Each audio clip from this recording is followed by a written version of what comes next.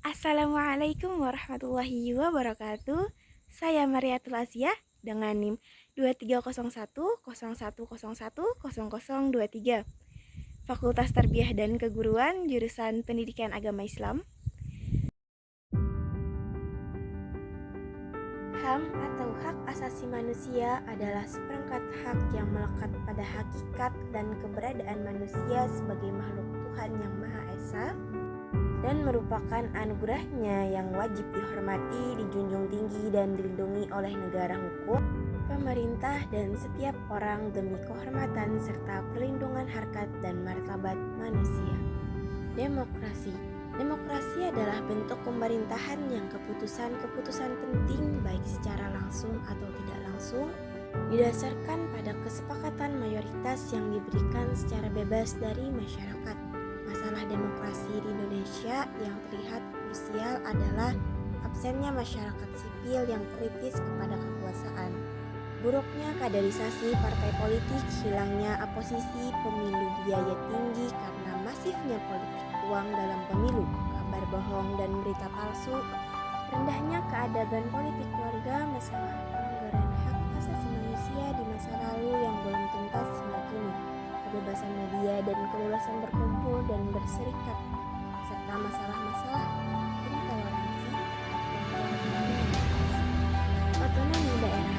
Otonomi daerah merupakan penyerahan urusan atau kewenangan dari pemerintah pusat kepada pemerintah daerah untuk mengatur dan mengurus kepentingan pemerintah dan masyarakatnya sendiri sesuai dengan menghormati kerangka negara Kesatuan Republik Indonesia.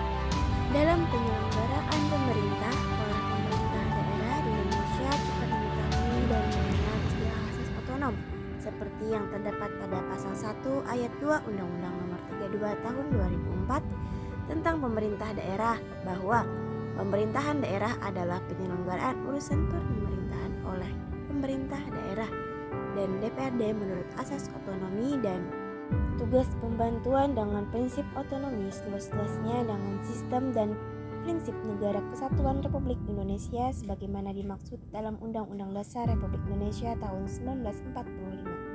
Masyarakat Madani. Definisi masyarakat Madani menurut Nurkhalis Majid merujuk pada masyarakat Islam yang pernah dibangun Nabi Muhammad SAW di Madinah. Menurutnya masyarakat Madani adalah masyarakat yang beradab, menjunjung tinggi nilai-nilai kemanusiaan, serta maju dalam penguasaan ilmu pengetahuan dan teknologi. Tata kelola pemerintah yang baik. Bung Hatta atau Muhammad Hatta, salah satu tokoh pendiri Indonesia yang aktif dalam menyuarakan konsep tata kelola pemerintah yang baik. Ia menekankan pentingnya transparansi, akuntabilitas, dan partisipasi masyarakat dalam mengelola pemerintah. Menurut Leoda Ida, tahun 2002, tata kelola pemerintah yang baik memiliki setidaknya 5 ciri dan karakter sebagai berikut. 1. Terwujudnya interaksi yang baik antara pemerintah, swasta, dan masyarakat, terutama bekerja sama dalam mengatur kehidupan sosial politik dan sosial ekonomi. 2. Komunitas, adanya jaringan multisistem atau pemerintah, swasta, dan masyarakat yang melakukan sinergi untuk menghasilkan output yang berkualitas. 3. Proses penguatan diri sendiri atau self-enforcing process, ada upaya untuk menjadikan pemerintah self-governing dalam mengatasi kekacauan dan kondisi lingkungan dalam masyarakat dan dinamika masyarakat yang tinggi. 4.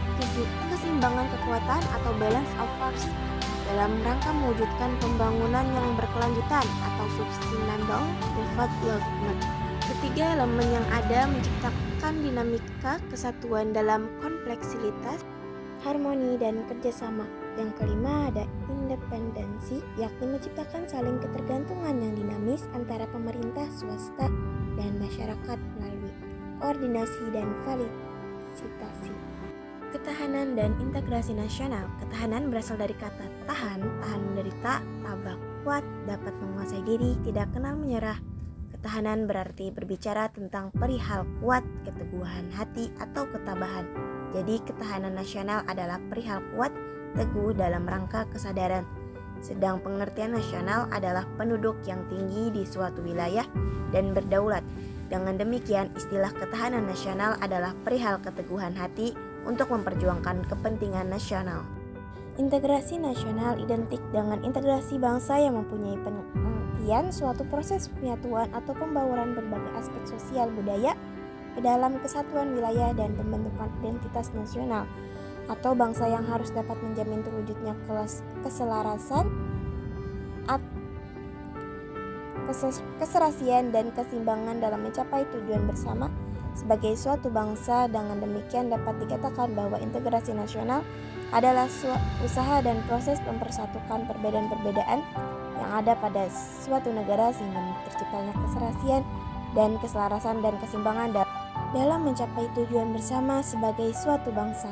Wawasan Nusantara. Wawasan Nusantara adalah konsep pemahaman tentang keberagaman dan potensi Indonesia sebagai negara kepulauan. Wawasan Nusantara merupakan cara pandang terhadap bangsa dengan tujuan menjaga persatuan dan kesatuan yang diwujudkan dengan mengutamakan kepentingan nasional dibanding kepentingan pribadi, kelompok, atau golongan tertentu.